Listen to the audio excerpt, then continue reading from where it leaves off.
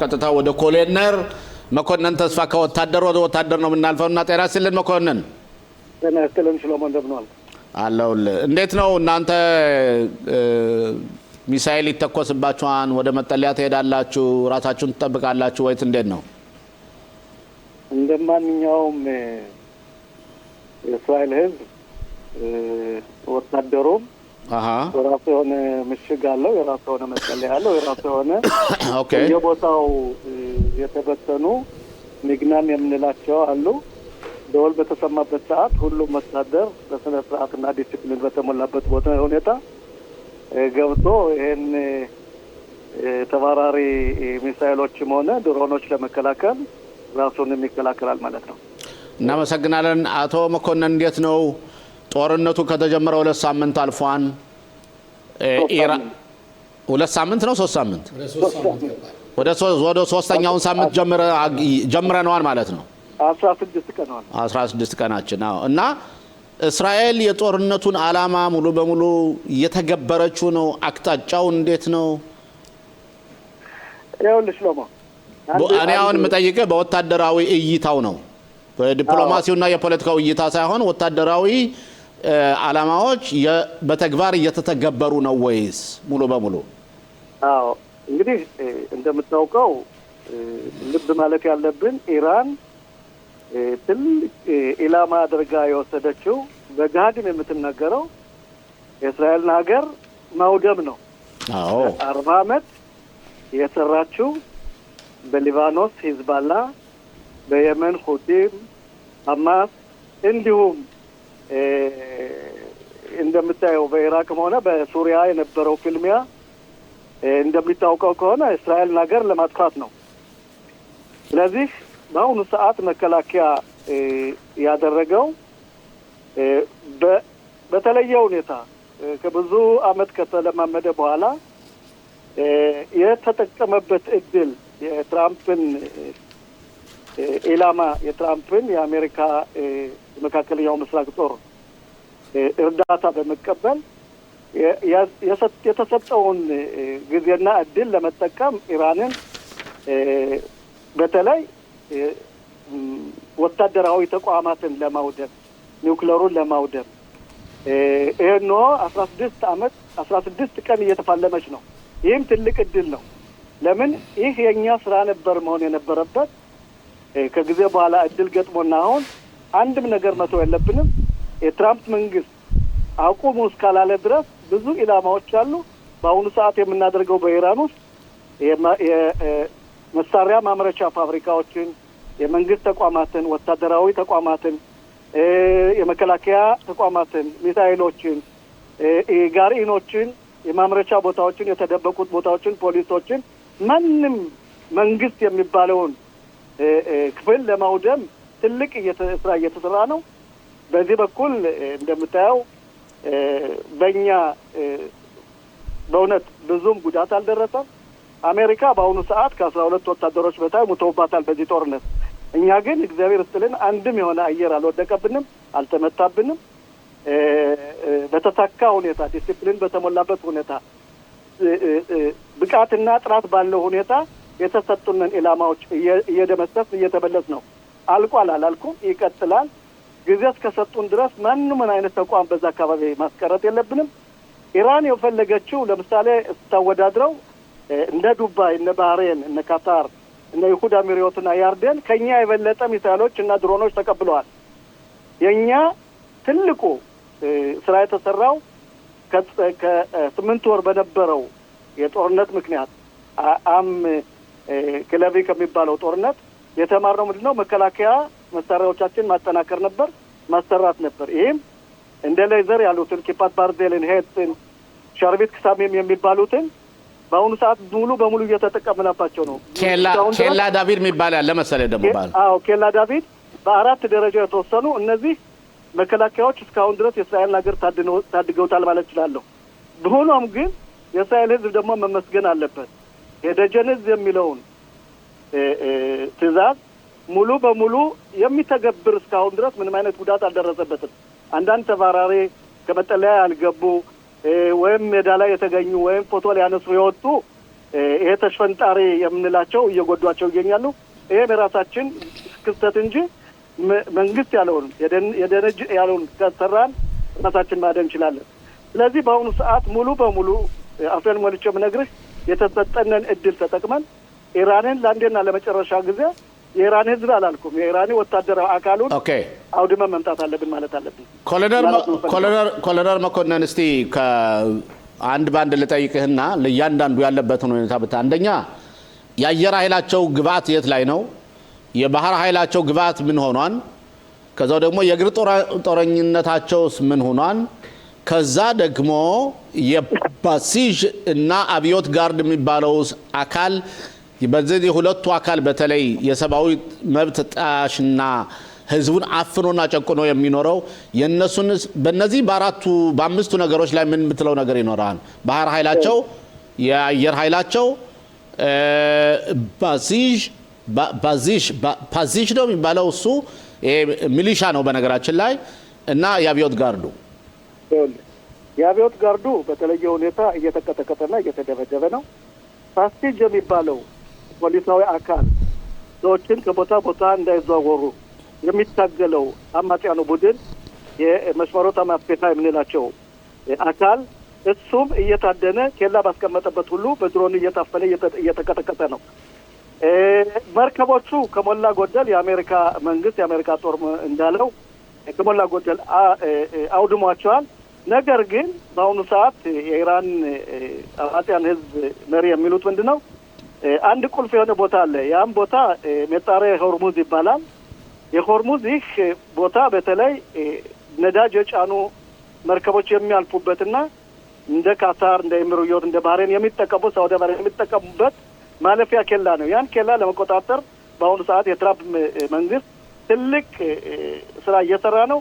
ያ ቦታ እነዚህን ሀገሮች በአሲያ ያሉትን ዱባይን፣ ባህሬንን፣ ኤሚሬቱን ብቻ ሳይሆን አውሮፓንና ዓለምን የሚጎዳ ስለሆነ ኢኮኖሚካሊ ትራምፕ የሚያደርጉት በአሁኑ ቻይናንም በጣም እና ህንድንም የሚጎዳ መሰለኝ ባልሳሳት። አዎ፣ ስለዚህ ጥምር ኃይል ፈጥረው ይህን ቦታ ለመያዝና ማንኛውም መርከብ በነጻ እንዲያልፍ ማድረግ እየተሞከረ ነው። ከአውሮፓ ጋርም ንግግር አለ። ካልሆነ ግን እንደሚመስለኝ ከሆነ ትራምፕ ይህን ቦታ በእጄ ይዘዋለሁ እያሉ ነው፣ እየዛቱ ነው። ትራምፕ በነገራችን ላይ የኢራን መንግስት ድርድር ፈልጋለሁ ብሏል። ግን ለዚህ ድርድር ዝግጁ ስላልሆኑ በአሁኑ ሰዓት አልገባም የሚል አባባል አላቸው። ምክንያቱም የቀራቸው ነገር አለ። ያን ነገር ለመጨረስ መስሎ ይታየኛል። ስለዚህ በአሁኑ ሰዓት እንደምታየው በእውነት ግን በነገራችን ላይ ኮሎኔል መንግስት መኮንን የመንግስቱ ተናጋሪዎች እንዲናገሩ ከሰማሁ ጦርነቱ እንዲያቆም ከተፈለገ እኛ ኮምፐንሴሽን መሰጠት አለብን፣ ፒጽዊም ወይም ካሳ ለደረሰበን ጉዳት አሜሪካ ከሰጠችን በኋላ ነው ካሳውን እኛ ወደ ትርቁ ምንሄድ እያሉ ነው። ደግሞ ምን ትላለህ? ካሳ ይቀበላሉ ማለት ነው? እንግዲህ የሐሜናይስ ካሳ ምን ያህል ገንዘብ ነው የሚሆነው? ምን አይነት ካሳ ከሆነ የኢራኑ የሐሜናዊው መንግስት ለዓለም የሚከፍለው ገንዘብ ላቅ ይላል። ለዓለም ላይ ቴሮሪስት የሰደደው በሐማስ በሂዝባላ እስራኤል ሀገር ላይ ከህብረተሰቡ ላይ ከቤቶች ላይ የሚያዘንቧቸው አሁንም ሆነ ባለፈው ጊዜ የሚያዘንቧቸውና የጎዷቸው ጉዳት በአውሮፓ ያደረሱት ለዓለም ላይ ያደረሱት ትልቅ ጉዳት ካሳ እነሱ ነው ካሳ መክፈል ያለባቸው እንጂ የአሜሪካ መንግስት ወይ አውሮፓ አይደለም። ይህ እንዲሁም ነገሩን ለማጠናከር ለማካረርና እኛ አልተሸነፍን ማለት እንጂ ካሳ ይቀበላሉ የሚል አቋም የለኝም። ምክንያቱም እነሱ የሚከፍሉት ላቅ ስለሚል ማንም አይነት መንግስት የሚከፍላቸው በሱ አይታየኝም። ሆኖም ግን እንደሚመስለኝ ከሆነ እንደምታየው በእውነት ይህ እድል የተፈጠረው ጥምር ኃይል በተለይ የአሜሪካና የእስራኤል አየር ኃይል ተናቦ በመስራቱ ትልቅ ጠቀሜታ አለው። በጥይትም ሆነ በአንዳንድ መሳሪያዎች በተለይ የአሜሪካ መንግስት እስራኤልን ላደረገላት ድጋፍ የእስራኤል ህዝብ ምናልባት ላያውቀው ይችላል። ወታደራዊ አካል ግን አንድ ቢሮ ቁጭ ብለው ነው ኮማንድ ፖስት ቁጭ ብሎ በኢራን ላይ የሚዘንበውን ሁኔታና የኢላማዎችን የማስተኮስና የመተኮስ የመውደም የሚሰራው። ስለዚህ ይህ ከዓለም በፊትም ታይቶ አይወቅም። በአሁኑ ሰዓት ደግሞ አየር ኃይላችን የሚሰራው በእውነት ተደናቂነት ያተረፈ ጥራትና ብቃት ያለው አየር ኃይል አለን፣ የምንኮራበት ነው። ይህ አይደለም። በሊባኖስ በኩልም በአሁኑ ሰዓት እንደምታየው በሰሜን ወንዝ 3 ክፍለ ጦሮች አሉ 146 91 እና 36 በተለይ 91 አሁን የእግር ውጊያ ጦርነት ይዟል። ይሄም የሚቀጥል ነው። በዛም በኩል ህብረተሰቦቻችን ቤተሰቦቻችን ሰፈሮቻችን ነፃ መውጣት አለባቸው። ለዛም ነው በዛ በኩልም የእግር ተኩሱን የጀመርነው። ከሊታኒ ወዲህ የሚኖር ጦር መኖር የለበትም። ቦታዎችንም ልክ እንደ አዛ የዘን የምንቆይበት ጊዜ በድርድር እስካልተፈታ ድረስ ያን ቦታ ለቀን ምንወጣ አይመስለኝም። መኮንን ተስፋ ወደ ሂዝቦላ ከተመለስክ ሂዝቦላን የጦር መሳሪያውን የምናስፈታ ከሆነ ኬቢሊቲ ወይም ችሎታው ካለን ለምን ነው ሙሉ በሙሉ ከሊባኖስ መንግስት ጎን በመሆን የሊባኖስን ወታደር በማደራጀት ለምን ነው የኛ ግብረ ኃይል ገብቶ የሂዝቦላን የጦር መሳሪያ በሙሉ የማያስፈታው? ምክንያቱም መንግስቱ ሂዝቦላ የጦር መሳሪያ ይፍታ እያለ ነው፣ ግን ጉልበት የላቸውም እና ለምን የኛ ወታደር ገብቶ የጦር መሳሪያውን አንድና ለመጨረሻ አውድሞ መረጃ የሊባኖስ መንግስት የሚሰጠን ከሆነ በዚህ ድንጅ አድርጎ መጨረሱ አይሻልም እንዴ? ምን ይመስላል? በአሁኑ ሰዓት እንደምታየው በፍራንሱ ፕሬዚዳንት የሆነ ውስጣዊ ድርድርም አለ። ከጦርነት ይልቅ ድርድር ወይም ሰላም ይመረጣል ተብሎ እንጂ የሊባኖስ መንግስት ደካማ ነው። ሂዝቦላን መቆጣጠር አልቻለም። ቢችል ኑሮ በአሁኑ ሰዓትም ባለፈው በተሰጠው ድል ይጠቀም ነበር፣ አልቻለበትም። ዞሮ ግን በአሁኑ ሰዓት የሚደረገው አንደኛ የሊባኖስ መንግስት በተለይ በአውሮፓ ሀገራት እገዛትና በአሜሪካ እገዛት ሂዝቦላን ጦር መሳሪያ መቀማትና ጦሩን ማስፈታት ነው። ያ ከሆነ ማለት በጦርነት ሳይሆን በሰላም ከተፈታ ጥሩ፣ ካልሆነ ግን እንደነገርኩህ ነው ጀምር ነው እንጂ አልጨረስ ነው። በዛ በኩል አፌን ሞልቼ የምናገረው ከእንግዲህ በኋላ ሊባኖስ እንደገና አንሰራርቶ እንደ ጥቅምት 7 የሰሜን ባሉ ሰፈሮቻችን ላይ ጥቃት ሊያደርስ አይችልም። ምክንያቱም እያየ ነው ከአሁን በኋላ አናምንም። ለዛም ነው በአሁኑ ሰዓት ከ10 ኪሎ ሜትር በላይ በሊባኖስ ሀገር በደቡብ ሊባኖስ ውስጥ የእኛ መከላከያ ገብቶ የሚገኘው። ስለዚህ አንድ ቦታ አንድ የሆነ ጦርነት ላይ ዞሮ ቦታ እስካልያዝክ ድረስ ማሸነፍ አትችልም። አሁን ለዛም ነው ቦታ የያዝነው ቦታ የተቀመጥንበት። ስለዚህ እንደመስለኝ ከሆነ ይህ ቦታ መያዛችን ድርድሩን አጠናክሮ ወደ ሰላም ሊያመጣን ይችላል የሚል አቋም አለ። እዚህ ላይ ምን ያህል እውነት ነው አቶ መኮንን? ጁሊያኒ ማለትም የሱሪያው ፕሬዚዳንት ከሂዝቦላ ጋር ያው የክፍት የሆነ ሂሳብ አለው እና ሂሳቡን ለመዝጋት እኔ ገብቼ ላጽዳቸው እያለ ነውና የዓለም መንግስት ከፈቀደልኝ አረጋዋለሁ እያለ ነው። ምን ያህል እውነት ነው? እንግዲህ በዛ በኩል እኔም ሰምቻለሁ እንደዚህ አይነት መላምቶች እንዳሉ። የእሱ ያልዘጋው ሂሳብ አለ። ምክንያቱም ሂዝቦላ እሱን ጨቁኖት ደብድቦት ገሎት ነው የነበረው።